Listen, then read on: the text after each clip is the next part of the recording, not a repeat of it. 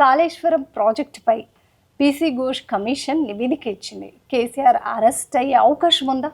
Arrest అయ్యే అవకాశం ఉందా అంటే అవకాశం అయితే లేదు, కానీ అరెస్ట్ చేసే అవసరం ఈ రాష్ట్రానికి ఉంది, ఈ ప్రభుత్వానికి. ఓకే, అవకాశం అయితే లేదు, కానీ అవసరం ఉంది వాళ్ళకి. వాళ్ళ ఎయిమే అది కదా. ఎందుకంటే వాళ్ళు ప్రజాపాలన చేయట్లేదు. ప్రజల్లో వాళ్ళకి ఈ 1.5 yearలోనే కాంగ్రెస్ ప్రభుత్వానికి ఎప్పుడు ఈ దరిద్రం వదిలించుకుందామని ప్రజలు బాధలో ఉన్నారు. వీళ్ళు నమ్మి ఏదో మార్పు అంటే వేసాము, పరువు తీశారు. తెలంగాణ ఇమేజ్, తెలంగాణ బ్రాండ్ ఇమేజ్ని పాతాళానికి తీసుకొచ్చారు.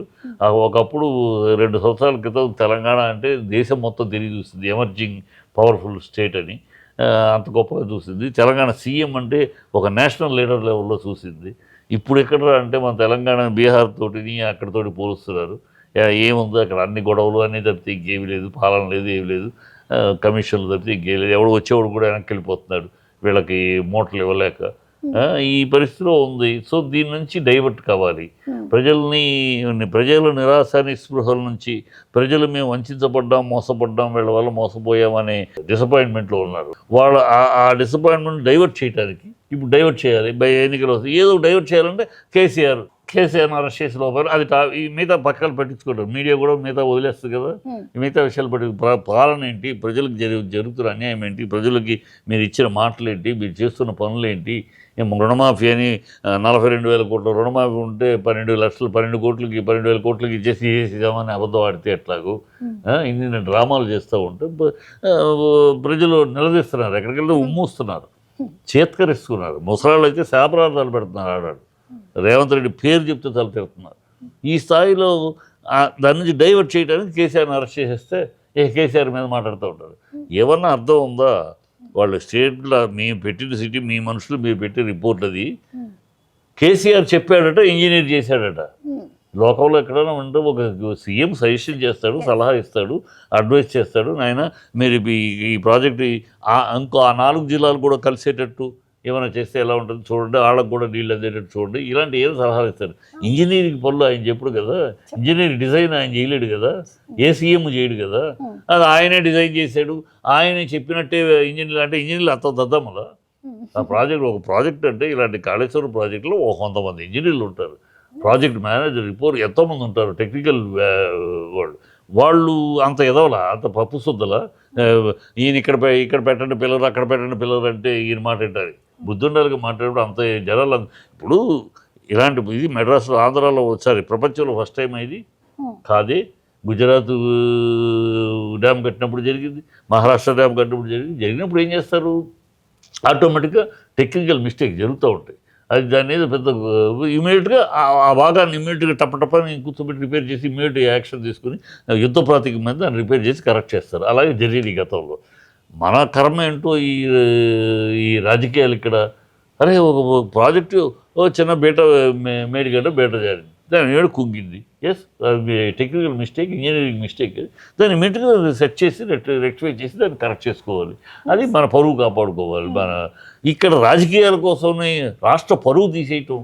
అది అసలు 1,00,000 కోట్లు అంటే 1,00,000 కోట్ల కమిషన్ తిన్నారు, దాని ప్రాజెక్ట్ కాస్టే 1,00,000 కోట్లు. ఇవాళ మన పొలాలకు నీళ్ళన్నీ వచ్చినాయి మన సీజన్కి.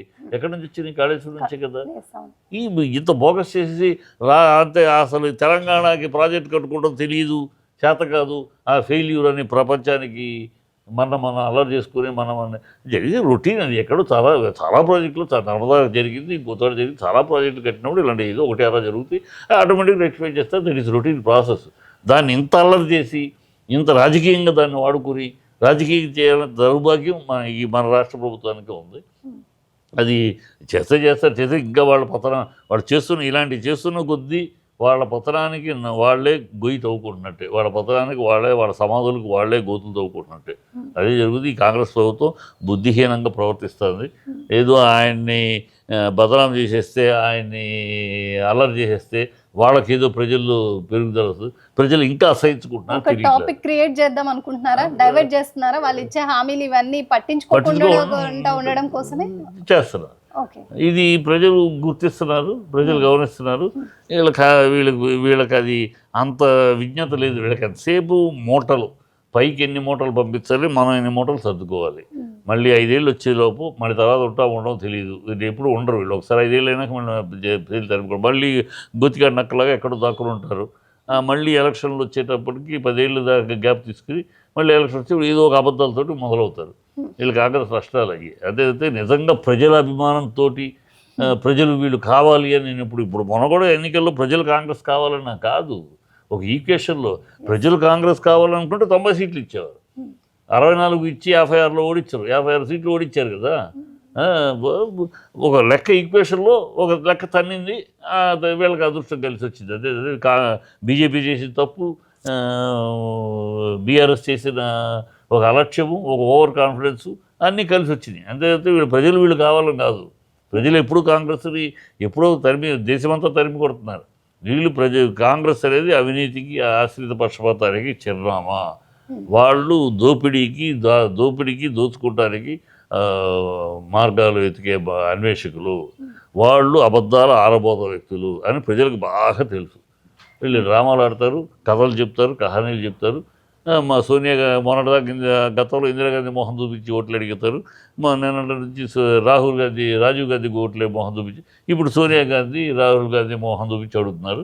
వీళ్ళ మొహాలకు ఓట్లు వేసేవాళ్ళు లేరు జనాలు.